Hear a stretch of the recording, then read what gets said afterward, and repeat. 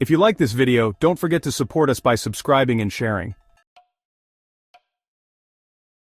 In 1995, the BBC's Tomorrow's World program decided to predict what the world would look like 30 years from now, in 2025. The program, which is no longer broadcast, featured one of the most famous scientists of the era, Professor Stephen Hawking, who predicted, by 2025 we can expect major changes. The program team agreed, and suggested a range of world-shaking innovations such as hologram surgery. So, with the help of some experts and the benefit of 3 decades of retrospective insight, let's take a look at how well Tomorrow's World made its predictions. Cyber riots in 2005. In 1995, the World Wide Web was taking off, a development that Tomorrow's World believed would happen. It will bring trouble in the future. The show predicted that big businessmen and banks would control the internet by the year 2000, creating a supernet to which they would restrict access. This in turn would lead to hacks, viruses, and even riots. The verdict on that prediction: the internet has remained mostly open, and there have been no riots. But there is no doubt that the actions of hackers have caused problems for many people. One thing the show did not anticipate was the role of state hackers, such as North Korea. Cybersecurity is very important to governments and businesses, and people who are skeptical of banks have championed cryptocurrencies such as Bitcoin. Asteroid mining and space debris jelly. The show predicted that space mining would become a lucrative industry, with companies drilling into asteroids near Earth to extract precious metals. The show also suggested that space debris would become a major problem and would be unsafe for astronauts. The solution to this problem, it predicted, would be a giant foam jelly to slow the debris. Verdict on that prediction: there is no super foam gel, and the space debris problem is severe. There is also no space mining industry, but that could change. Futurist Tom Cheesewright is optimistic about off-planet mining. The potential wealth is unimaginable, and the technology is right at our fingertips, he said.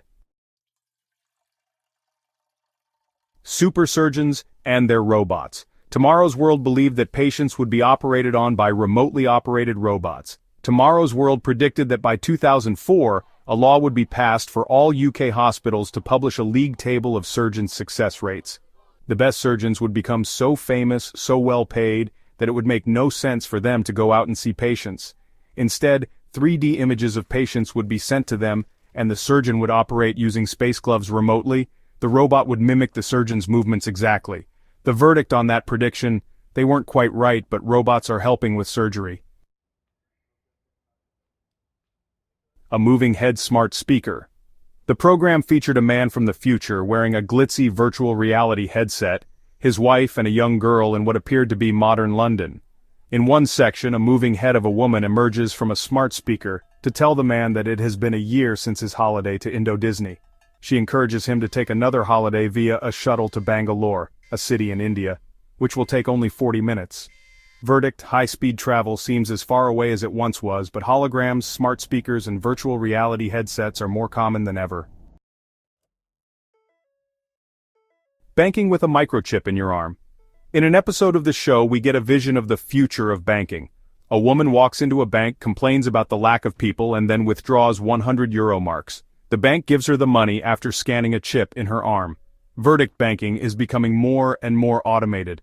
Although microchip payments are a reality, other technologies, especially fingerprints and facial scanning, are much more widely used.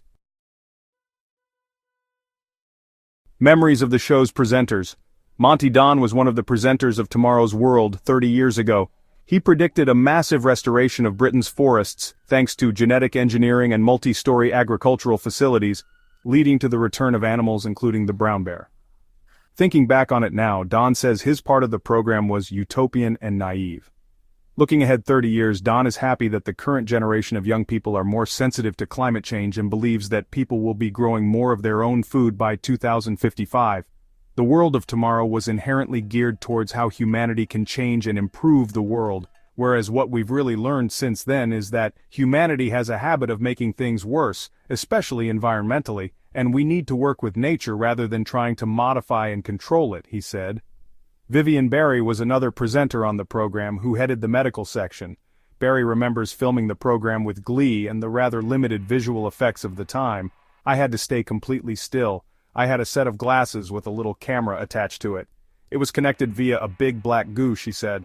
It was an incredibly hot day, and this black stuff started to leak down my face and I couldn't move. A guy from the makeup department came with a long stick with cotton wool to remove the black stuff.